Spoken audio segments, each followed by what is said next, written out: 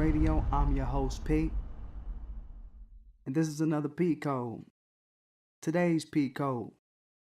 If you're black and you're a male NFL cheerleader, you're being used as a smokescreen to hide the NFL's history of misconduct with women cheerleaders, and you're also off code.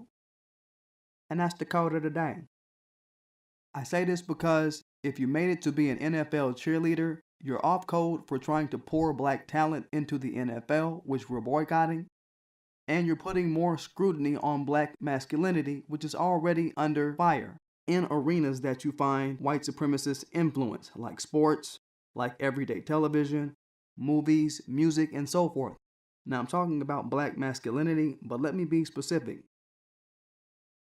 Gay black men who aspire to be NFL cheerleaders.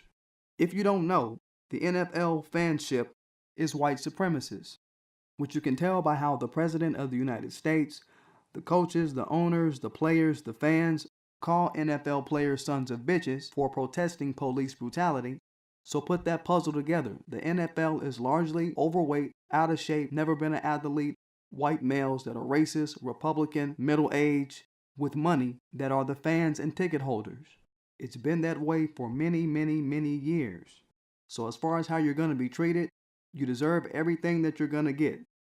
They're going to call you faggot. They're going to call you rump ranger. They're going to call you turd tapper, shit shagger.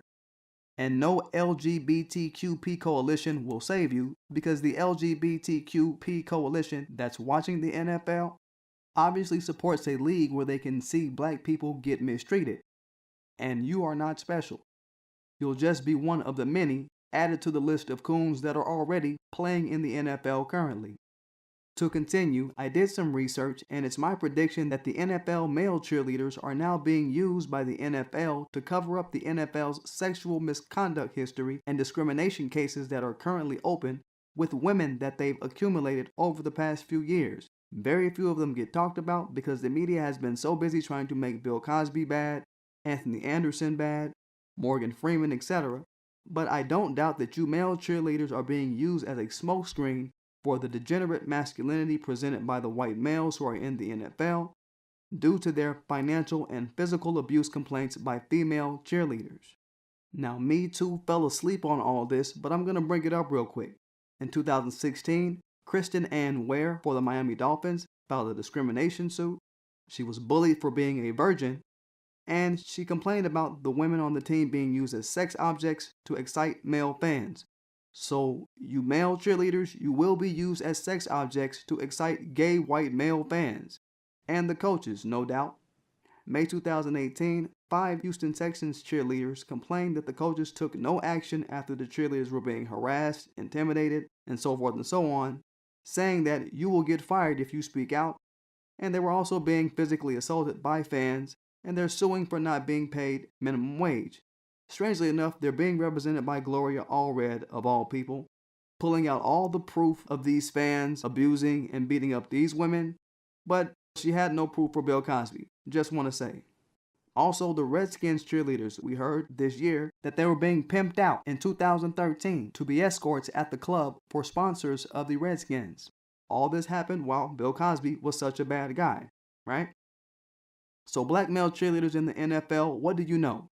You know that white women will sue and be listened to, but you're black, and if you try to sue, you won't be listened to. Terry Crews has made it to where you athletes can get your balls grabbed and nothing will happen. So expect to get your balls grabbed and nothing happen if you try to sue. The NFL is not even protecting their own white women from perverted team officials and fans, so you have no support. Good luck with that. Last thing I want to mention is that if you're a male cheerleader, expect that all of your personal business will now be in the streets and on ESPN every night. I personally don't want to hear anything about it, but when you get busted in the lip by your lover, when you get caught by one of the coach's wives for sleeping with the coach, you're going to be on the news.